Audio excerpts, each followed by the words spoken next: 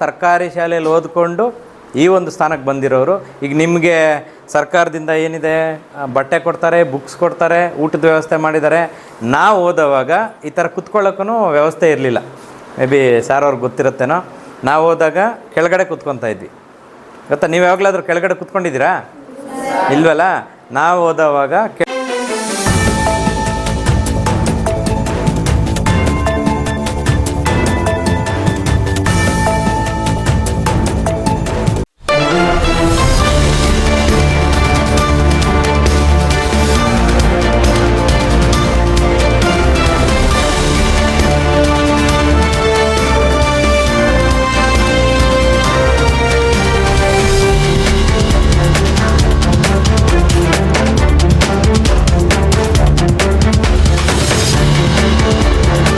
ವೇದಿಕೆಯಲ್ಲಿ ಆಸೀನರಾಗಿರ್ತಕ್ಕಂಥ ಎಲ್ಲ ನಮ್ಮ ಪದಾಧಿಕಾರಿಗಳೇ ಹಾಗೂ ನಮ್ಮ ಪಿ ಡಿ ಒ ಸರ್ ಅವರೇ ಹಾಗೂ ವೇದಿಕೆ ಮುಂಭಾಗದಲ್ಲಿರ್ತಕ್ಕಂತಹ ನನ್ನ ನೆಚ್ಚಿನ ವಿದ್ಯಾರ್ಥಿಗಳೇ,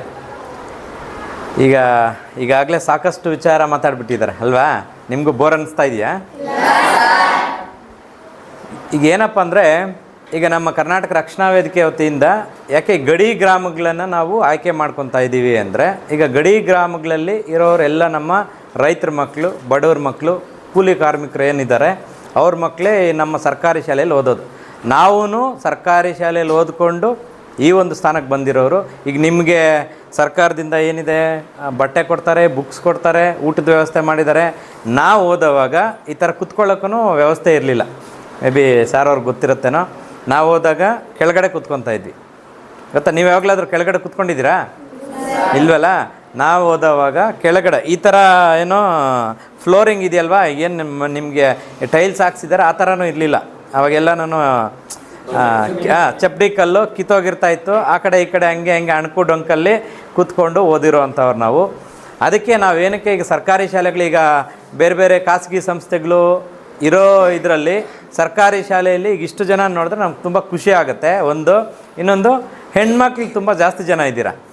ಒಂದು ಗಾದೆ ಹೇಳ್ತಾರೆ, ಹೆಣ್ಣೊಂದು ಕಲಿತಾರೆ ಶಾಲೆಯೊಂದು ತೆರೆದಂತೆ ಅಂತ ಹೇಳಿದ್ರು ಅಲ್ವಾ? ಅಂದರೆ ಹೆಣ್ಮಕ್ಳು ಕಲ್ತ್ಕೊಂಡ್ರೆ ಒಂದು ಶಾಲೆಯನ್ನು ನಾವು ತೆರೆದಂತೆ ಅಂತ ಹೇಳ್ಬಿಟ್ಟು ಹೇಳ್ತಾರೆ. ಈಗ ಗಂಡು ಮಕ್ಕಳು ಕ್ರಮೇಣ ಕಡಿಮೆ ಆಗಿದ್ದಾರೆ. ಮೇ ಬಿ ಇರ್ಬೋದು, ಏನೋ ಈಗ ಅವರ ಸಂಖ್ಯೆ ಏನು ಕಡಿಮೆ ಇರ್ಬೋದು. ಬಟ್ ಇಬ್ಬರೂ ಈಕ್ವಲ್ ಆಗಿ ಈಗ ನಮ್ಮ ಗುರುಗಳೇನಿದ್ದಾರೆ, ಈಗ ಅವ್ರ ನಿಮ್ಮ ಗುರುಗಳಂದರೆ ನಮಗೂ ಗುರುಗಳೇನೆ, ಈಕ್ವಲ್ ಆಗಿ ಎಲ್ರಿಗೂ ಪಾಠ ಮಾಡ್ತಾರಲ್ವಾ? ಇದರಲ್ಲಿ ಕೆಲವ್ರಿಗೆ ಕಡಿಮೆ ಬರುತ್ತೆ, ಕೆಲವ್ರಿಗೆ ಜಾಸ್ತಿ ಬರುತ್ತೆ ಅಲ್ವಾ? ಯಾಕೆ ಅಂದರೆ ಅದನ್ನು ನಾವು ತಗೊಳ್ಳೋ ಅಂಥ ರೀತಿಯಲ್ಲಿ ಈ ಕೆಲವರು ಶ್ರದ್ಧೆಯಿಂದ ತಗೊತಾರೆ. ಅವ್ರು ಏನು ಹೇಳ್ತಾರೆ ಪಾಠಗಳನ್ನ ಅದನ್ನ ತಗೊಂಡು ಒಳ್ಳೆಯ ಮುಂದಕ್ಕೆ ಹೋಗ್ತಾರೆ. ಈಗ ನಿಮ್ಮಲ್ಲಿ ಎಷ್ಟು ಜನ, ಈಗ ನಮ್ಮ ಕೋಲಾರ ಜಿಲ್ಲೆಯಲ್ಲಿ ಮೊನ್ನೆ IAS ಎಕ್ಸಾಮ್ ಬರೆದಿದ್ರು, ಅದು ರಿಸಲ್ಟ್ ಬಂತು. ಎಷ್ಟು ಜನ ಪಾಸಾಗಿದ್ದಾರೆ ಗೊತ್ತಾ ನಮ್ಮ ಕೋಲಾರಲ್ಲಿ? ಗೊತ್ತಿಲ್ವಾ? 5 ಜನ ಪಾಸಾಗಿದ್ದಾರೆ. ಅದೇ ಥರ ಮುಂದಿನ ದಿನಗಳಲ್ಲಿ ನಿಮ್ಮಲ್ಲಿ ಗಡಿ ಗ್ರಾಮಗಳಿಂದ ಯಾರಾದರೂ ನಮ್ಮ ತಾಲೂಕಿಂದ, ಈಗ ಮೊನ್ನೆ ತಿಮ್ಮನಾಯಕನಹಳ್ಳಿಯವರು IAS ಪಾಸಾಗಿದ್ದರು. ಅದೇ ಥರ ನೀವು, ಏನು ದೊಡ್ಡ ವಿಚಾರ ಏನಿಲ್ಲ. ಈಗ ನಮ್ಮ ರಾಜ್ಯದಲ್ಲಿ, ನಮ್ಮ ದೇಶದಲ್ಲಿ, ಬೇರೆ ರಾಷ್ಟ್ರಗಳಲ್ಲಿ, ಈಗ ನಮ್ಮ ದೇಶದಿಂದ ಈಗ ಬೇರೆ ಬೇರೆ ರಾಷ್ಟ್ರಗಳಲ್ಲಿ ಅತಿ ಹೆಚ್ಚು ಸ್ಯಾಲ್ರಿ ತಗೊಂಡು ಕೆಲಸ ಮಾಡ್ತಾ ಇರೋರು ಅಂತ ಇದ್ದಾರೆ. ಗೊತ್ತಿದೆಯಾ?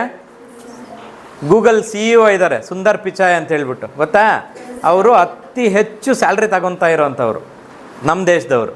ಅದೇ ಥರ ಬೇರೆ ಫೇಸ್ಬುಕ್ಕು ಮತ್ತು ವಾಟ್ಸಪ್ಪು ಇದೆಲ್ಲ CEOಗಳು ಎಲ್ಲ ಇದ್ದಾರಲ್ವ.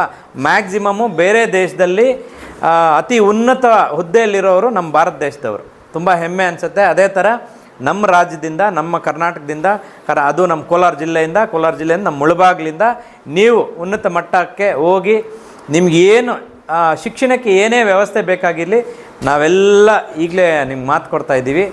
ಉನ್ನತ ವ್ಯಾಸಂಗಕ್ಕೆ ನಮ್ಗೆ ಈ ಥರ ತೊಂದರೆ ಆಗ್ತಾಯಿದೆ ಅಂದರೆ, ಈಗ ಒಂದು ಹೇಳ್ತೀನಿ ನೋಡಿ, ನೀವು ಚೆನ್ನಾಗಿ ಓದಿದ್ರೆ ನೀವು ಯಾರ ಸಹಾಯನೇ ಇಲ್ದಿರ ನೀವೇ ಓದ್ಬೋದು. ಆಪ್ಷನ್ ಇದೆ.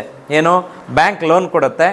ಲೋನ್ ತಗೊಂಡು ನೀವೇ ಉನ್ನತ ವಿದ್ಯಾಭ್ಯಾಸ ಮಾಡಿ ಮತ್ತೆ ನಿಮಗೆ ಜಾಬ್ ಬಂದ ಮೇಲೆ ಅದನ್ನು ಲೋನು ಕಟ್ಕೊಳ್ಳೋ ಅಂಥ ವ್ಯವಸ್ಥೆನೂ ಇದೆ. ಅದು ಬಿಟ್ಟು ನಾವು ನಿಮ್ಮ ಜೊತೆ ಇರ್ತೀವಿ ಎಲ್ಲ. ಯಾಕೆ ಅಂದರೆ ಈಗ ನಿಮ್ಮ ತಂದೆ ತಾಯಿಗಳು ಈಗ ನೀವು ಇಲ್ಲಿ ಕೂತ್ಕೊಂಡಿದ್ದೀರಾ, ಅವರು ಏನು ಮಾಡ್ತಾ ಇರ್ತಾರೆ? ಬಿಸಿಲಲ್ಲಿ ಕಷ್ಟಪಡ್ತಾ ಇರ್ತಾರೆ ಅಲ್ವಾ? ಎಲ್ಲ ಯಾರಾದರೂ ಮನೆಗಳಲ್ಲಿ ಕೂತ್ಕೊಂಡು ಇಲ್ಲ ಅಫಿಷಿಯಲ್ಸ್ ಯಾರಾದರೂ ಇದ್ದಾರಾ? ಮೇ ಬಿ 1 or 2 ಇರ್ಬೋದು. ಬಟ್ ಮ್ಯಾಕ್ಸಿಮಮ್ಮು ಎಲ್ಲ ಬಿಸಿಲಲ್ಲಿ ಕಷ್ಟಪಟ್ಟು ಅವ್ರು ದುಡಿದ್ರೇ ನಿಮ್ಮನ್ನ ಇಲ್ಲಿ ಕಳಿಸೋದು. ಒಂದು ಇಲ್ಲಿಗೆ ಯಾಕೆ ಕಳಿಸ್ತಾ ಇದ್ದಾರೆ ಅಂದರೆ, ಕೆಲವ್ರಿಗೆ ಖಾಸಗೀಕರಣ, ಈಗ ಖಾಸಗಿ ಶಾಲೆಗಳಿದೆ, ಅಲ್ಲಿ ಸ್ಟ್ರೆಂತ್ ಇದೆ, ಚೆನ್ನಾಗಿ ಒಳ್ಳೆ ಬಿಲ್ಡಿಂಗ್ ಮಾಡಿರ್ತಾರೆ. ಈಗ ನಿಮಗೂ ಒಳ್ಳೆ ಬಿಲ್ಡಿಂಗ್ ಇದೆ, ಅಲ್ಲಿನೂ ಉಪನ್ಯಾಸಕರು ಟೀಚರ್ಸ್ ಇರ್ತಾರೆ, ಇಲ್ಲೂ ನಿಮಗೂ ಇದ್ದಾರೆ. ಬಟ್ ಡಿಫ್ರೆನ್ಸ್ ಏನು ಅಂದರೆ, ಅಲ್ಲಿ ಇರೋವಂಥ ಟೀಚರ್ಸು ಇಲ್ಲಿರೋವಂಥ ಕ್ವಾಲಿಫೈಡ್ ಟೀಚರ್ಸ್ ಆಗಿ ಇರೋದಿಲ್ಲ. ಅದೊಂದು ನೆನಪಲ್ಲಿ ಇಟ್ಕೊಳ್ಳಿ. ಇವರು ಸುಮಾರು ಎಕ್ಸಾಮ್ಸ್ನ ಪಾಸ್ ಮಾಡಿ ನಿಮ್ಮವರೆಗೂ ಬಂದಿರೋವಂಥ ಟೀಚರ್ಸ್ ಇವರು. ಬಟ್ ಈಗ ಅಲ್ಲಿ ಖಾಸಗಿ ಸಂಸ್ಥೆಗಳಲ್ಲಿ ಕೆಲಸ ಮಾಡೋವಂಥವರು PUC, SSLC ಬಿಡಿ, ಈಗ PUC, ಡಿಗ್ರಿ ಹಂಗೆ ಪಾಸ್ ಆಗಿರೋವಂಥವ್ರನ್ನ ಅಲ್ಲಿ ತಗೊಂಡಿರ್ತಾರೆ. ನಿಮ್ಗೆ ಒಳ್ಳೆ ಕ್ವಾಲಿಫೈಡ್ ಟೀಚರ್ಸ್ನ ಕೊಟ್ಟಿದ್ದಾರೆ ಸರ್ಕಾರ. ಇನ್ನೂ ಈಗ ಸರ್ಕಾರ ಏನು ನಿಮಗೆ ಕೊಡ್ತಾ ಇದೆ, ನನಗೆ ಗೊತ್ತಿದ್ದಂಗೆ ಇನ್ನೂ ಉನ್ನತ ಮಟ್ಟದಲ್ಲಿ ಕೊಡಬೇಕು ಬಿಲ್ಡಿಂಗ್ ಎಲ್ಲನೂ. ಬಟ್ ನಿಮ್ಗಿರೋದ್ರಲ್ಲಿ ಕೆಲವೊಂದು ಗಡಿ ಗ್ರಾಮಗಳನ್ನ ಹೋಗಿದ್ವಿ, ಆ ಒಂದು ಇದಕ್ಕೆ ಕಂಪೇರ್ ಮಾಡಿದ್ರೆ ನಿಮ್ಗೆ ಒಳ್ಳೆ ಕಟ್ಟಡನೇ ಇದೆ. ಅದಕ್ಕೆ ಈಗ ಇವರು ಇಷ್ಟೆಲ್ಲ ಶ್ರಮ ಆಗ್ತಾಯಿದ್ದಾರೆ.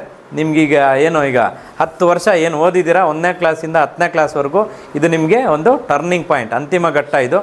ಎಲ್ಲರೂ ನಿಮ್ಮ ಮನೆಗಳಲ್ಲೂ ಎದುರು ನೋಡ್ತಾ ಇರ್ತಾರೆ, ನಮ್ಮ ಮಗು 10ನೇ ಕ್ಲಾಸ್, ಈಗ 1 ರಿಂದ 9ರವರೆಗೂ ನನ್ನ ಮಗು 8ನೇ ಕ್ಲಾಸ್, 9ನೇ ಕ್ಲಾಸು, 6ನೇ ಕ್ಲಾಸ್, 5ನೇ ಕ್ಲಾಸ್ ಅಂತ ಇದ್ಬಿಡ್ತಾರೆ. 10ನೇ ಕ್ಲಾಸ್ ಅಂತ ಬಂದಾಗ ಇದೊಂದು ಟರ್ನಿಂಗ್ ಪಾಯಿಂಟ್ ನಿಮಗೆ. ಇಲ್ಲಿ ಚೆನ್ನಾಗಿ ನೀವು ಒಂದು ಜ್ಞಾನವನ್ನು ಬೆಳೆಸ್ಕೋಬೇಕು, ಶಿಸ್ತನ್ನ ಬೆಳೆಸ್ಕೋಬೇಕು, ಮತ್ತು ಸಮಯ ಪಾಲನೆಯನ್ನು ಇಷ್ಟು ಬೆಳೆಸ್ಕೋಬೇಕು. ಮತ್ತು ತಂದೆ ತಾಯಿಗೆ ದೊಡ್ಡವ್ರಿಗೆ ಗೌರವ ಕೊಡಬೇಕು. ಅದಾದಮೇಲೆ ತಂದೆ ತಾಯಿ ಆದಮೇಲೆ ಗುರುಗಳಿಗೆ ಗೌರವನ ಕೊಡೋದನ್ನು ಕಲ್ತ್ಕೋಬೇಕು. ಫಸ್ಟು ನೀವೆಲ್ಲೇ ಇರಿ, ಹೇಗೆ ಇರಿ, ನೀವೆಷ್ಟು ಉನ್ನತ ಮಟ್ಟಕ್ಕೆ ಹೋದ್ರೂ ನಾಳೆ ಎಲ್ಲೋ ನಿಮ್ಮ ಗುರುಗಳನ್ನು ಕಂಡಾಗ ಮಾತಾಡಿಸ್ಬೇಕು. ಅವ್ರಿಗೆ ಈಗೇನು ಸರ್ಕಾರ ಸಂಬಳ ಕೊಡ್ತಾ ಇದೆ ಅವೆಲ್ಲನೂ ಅವ್ರಿಗೆ ತೃಪ್ತಿಯನ್ನು ನೀಡೋದಿಲ್ಲ. ಯಾವಾಗ ಅವ್ರು ಹೇಳ್ಕೊಟ್ಟಿರೋಂಥ ಮಕ್ಕಳು ಒಳ್ಳೆಯ ಸ್ಥಾನದಲ್ಲಿದ್ದಾರೆ ಅಂದಾಗ ಅವ್ರಿಗೆ ತುಂಬ ಖುಷಿ ಆಗುತ್ತೆ. ಅದಕ್ಕೆ ನೀವು ಎಲ್ಲೇ ಇರಲಿ ಮಾತಾಡಿಸ್ಬೇಕು. ಸರ್ ನಾವು ಇಂಥವ್ರು ಇಂಥ ಬ್ಯಾಚಲ್ಲಿ ಈಗ ಸಾರ್ ಅವರು ನಿಮ್ಮನ್ನು ಗುರ್ತಿಡಿಯೋದು ಕಷ್ಟ ಆಗುತ್ತೆ, ಯಾಕಂದರೆ ನೀವು ಇನ್ನೂ ಬೆಳೆದ ಮೇಲೆ ಹೆಂಗಿರ್ತೀರೋ ಹೇಳೋಕ್ಕಾಗೋದಿಲ್ಲ. ಬಟ್ ನೀವು ಸಾರು ಗುರ್ತು ಸಿಗ್ತಾರೆ ತಾನೇ. ನೀವೆಷ್ಟೇ ದೊಡ್ಡವರಾದರೆ ಸಾರು ಇನ್ನು ಹೆಂಗಿರ್ತಾರೆ ಹಂಗೆ ಇರ್ತಾರೆ. ಅವರೇ ಅಲ್ಲ, ನಿಮ್ಗೆ ಯಾರ್ಯಾರು ಪಾಠ ಮಾಡಿದ್ದಾರೆ ಅವ್ರನ್ನೆಲ್ಲನೂ ನೀವು ಗೌರವದಿಂದ ಎಲ್ಲೇ ಕಾಣಿಸಿದ್ರು ಮಾತಾಡಿಸ್ಬೇಕು. ಈಗ ನಮ್ಮ ಗುರುಗಳನ್ನ ನಾವೆಲ್ಲಿ ಈಗ ಕಾಣಿಸಿದ್ರು ಅವ್ರನ್ನ ಮಾತಾಡಿಸ್ತೀವಿ. ಅದಕ್ಕೆ ನೀವು ಅದೇ ಥರ ಮಾಡಿ.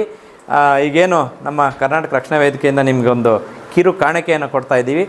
ಮುಂದಿನ ದಿನಗಳಲ್ಲಿ ನಿಮಗೆ ಒಳ್ಳೆ ನಮ್ಮ ಭುವನೇಶ್ವರಿ ಮತ್ತು ನಮ್ಮ ಶಾರದಾ ಮಾತೆ ನಿಮ್ಗೆ ಒಳ್ಳೆ ಬುದ್ಧಿ ಕೊಡಲಿ ಅಂತ ಹೇಳ್ತಾ, ಇದಾದಮೇಲೆ ನೆಕ್ಸ್ಟ್ ನಿಮಗೆ PUC ಇರುತ್ತೆ.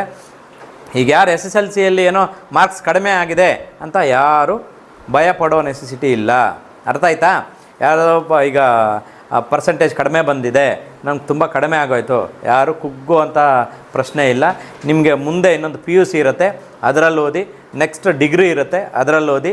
ಈಗ ಇಲ್ಲಿ ಕಡಿಮೆ ಬಂದಿರೋರು ಅಲ್ಲಿ ಜಾಸ್ತಿ ಮಾಡ್ಕೋಬೋದು, ಇಲ್ಲಿ ಜಾಸ್ತಿ ಬಂದಿರೋರು ಅಲ್ಲಿ ಕಡಿಮೆ ಆಗಿರೋದು ಇದೆ ಸನ್ನಿವೇಶಗಳು. ಅರ್ಥ ಆಯ್ತಾ? ಇದೇ ಫೈನಲ್ ಅಂತಲ್ಲ. ನಿಮಗೆ ಮುಂದಿನ ದಿನಗಳಲ್ಲಿ ನೀವೇನೇ ಓದಲಿ, ಇಲ್ಲಿಂದ ಒಂದೊಂದೇ ನೀವೇನು ತಪ್ಪು ಮಾಡಿದರೆ ಅದನ್ನು ತಿದ್ದುಕೊಂಡು ಮುಂದೆ ಹೋಗೋಕ್ಕೆ ಅವಕಾಶ ಇದೆ. ಅದಕ್ಕೆ ನೀವೀಗೇನು ಅವಕಾಶ ಮಾಡಿಕೊಂಡು ಮುಂದೆ ಹೋಗಿ. ಈಗ ನಾವೇನು ಕರ್ನಾಟಕ ರಕ್ಷಣಾ ವೇದಿಕೆ ಅಂತ ಒಂದು ಸಂಘಟನೆ ಕಟ್ಕೊಂಡು ಈಗ ಮೊದಲು ಕನ್ನಡ ನಾಡು ನುಡಿ ಜಲ ಭಾಷೆಗಾಗಿ ಮಾಡ್ತಾಯಿದ್ವಿ. ಈಗ ರೈತರ ಸಮಸ್ಯೆಗಳು, ಕಾರ್ಮಿಕರ ಸಮಸ್ಯೆಗಳು ಮತ್ತು ನಮ್ಮ ಸರ್ಕಾರಿ ಶಾಲೆಗಳು. ನಮ್ಮದು ಮೇಯ್ನ್ ನಿಲುವೇನು ಅಂದರೆ ಸರ್ಕಾರಿ ಶಾಲೆಗಳು ಉಳಿಬೇಕು. ನೀವು ಇದರಲ್ಲಿ ಚೆನ್ನಾಗಿ ಓದಿ ಒಂದು ಒಳ್ಳೆ ಪೊಸಿಷನ್ಗೆ ಹೋಗಿ ನೀವು ಒಂದು ಸರ್ಕಾರಿ ಶಾಲೆಯನ್ನು ಉಳಿಸೋ ಅಂಥ ಒಂದು ಸ್ಥಾನಕ್ಕೆ ಬರಬೇಕು ಅಂತ ಆಶಿಸ್ತಾ, ನಿಮಗೆ ಎಲ್ರಿಗೂ ಒಳ್ಳೆಯದಾಗಲಿ, ಮುಂದಿನ ಭವಿಷ್ಯ ಉಜ್ವಲ ಆಗಿರಲಿಲ್ಲ ಹೇಳ್ತಾ, ನನಗೆ ಈ 4 ಮಾತನ್ನು ಅವಕಾಶ ಮಾಡಿಕೊಟ್ಟಂಥ ಎಲ್ರಿಗೂ ವಂದಿಸ್ತಾ ನನ್ನ ಮಾತು ಮುಗಿಸ್ತಾ ಇದ್ದೀನಿ. ಜೈ ಹಿಂದ್, ಜೈ ಕರ್ನಾಟಕ.